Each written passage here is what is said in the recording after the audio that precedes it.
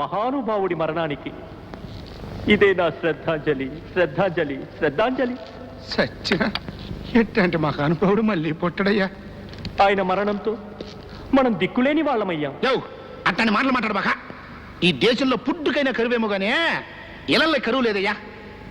అందుకే చచ్చిన పెద్ద ఆయన ఆత్మశాంతి కోసం, ఆయన ఆదర్శాలు నిలబెట్టడం కోసం ఆయన సీట్లు నేనే వారిని అబ్బా అవినాశ, ఎంత ప్లానింగ్ లో ఉన్నావయ్యా నువ్వు.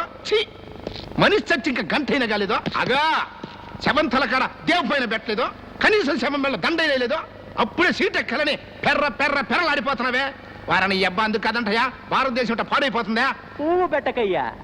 వ్యాఘ్ర తర్వాత మన ముఠాకి బాస్ ఎవరు బాగా ఆలోచించాలి. అందుకు నాకు ఇంకో మెదడు కావాలి కావాలి కావాలి. మరి నాకో 2 3 మెదళ్ళు కావాలి. లోపల దూరం కలిసి ఆలోచిద్దాం.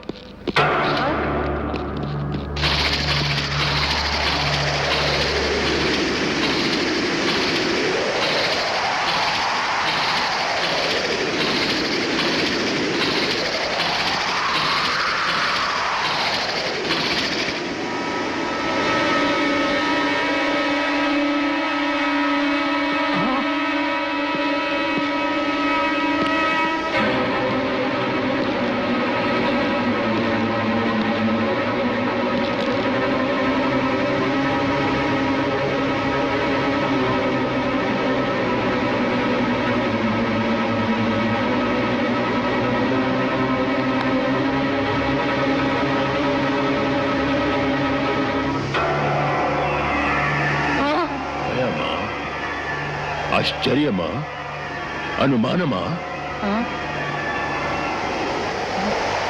మీ ఎదురుగా ఉంది గాలి కాదు, దయ్యం కాదు, భూతం అంతకన్నా కాదు. కన్ను మూసింది అనిల్ వ్యాఘ్ర. ఎప్పుడు మీ కళ్ళ ముందుంది సునీల్ వ్యాఘ్ర. మేమిద్దరం ట్విన్స్, కవల పిల్లలం.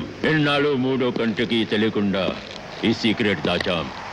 మా రూపం ఏ పథకంలో ఎప్పుడు అవసరమవుతుందో అనుకున్నాం. ఇద్దరం ఒకటేనని మీ అందరికీ కనిపించాం, నమ్మించాం. అదండి అసలు కథ. ఎన్నాళ్ళు ప్లాన్ ఆలోచించాలి, ఆలోచించడానికి ఇంకో మెదడు కావాలి అని లోపల దూరిందేమో అనిల్ వ్యాఘ్రనా. బట్టలు మార్చుకుని బయటకు వచ్చి ప్లాన్ చెప్పిందే ఈ సునీల్ వ్యాఘ్ర. అనిల్ వ్యాఘ్రాజీ పోయారని తెలిసి మా గుండెలు జారిపోయాయి. కానీ మిమ్మల్ని చూశాక మా మనసు పీస్ఫుల్ గా ఉంది ఉంది ఉంది. పీస్ ఇంకెక్కడా శాంతి. నా ఛోటా భాయిని నాకు దూరం చేసిన ఆ అభిమన్యు అంతం చూసాకే నాకు పీస్. వాడి చావు చూసాకే ఈ సునీల్ వ్యాఘ్రకి శాంతి. ఏమన్నావో ఏం విన్నానో, కన్నులతో మాట్లాడే భాషే వేరు. ఏదో మాయా చేసావయ్యా, మనసులతో పాటాడే రాగం వేరు. చిన్ని చిన్ని ఆసే సిరి వెన్నెల్లో నా పూసే, గుండెల్లో నీ ఊసే ఒక భాసే చేసే. గుచ్చే చూపుల్లోనా, రవిచ్చే నవ్వుల్లోనా. ఒంటరిగా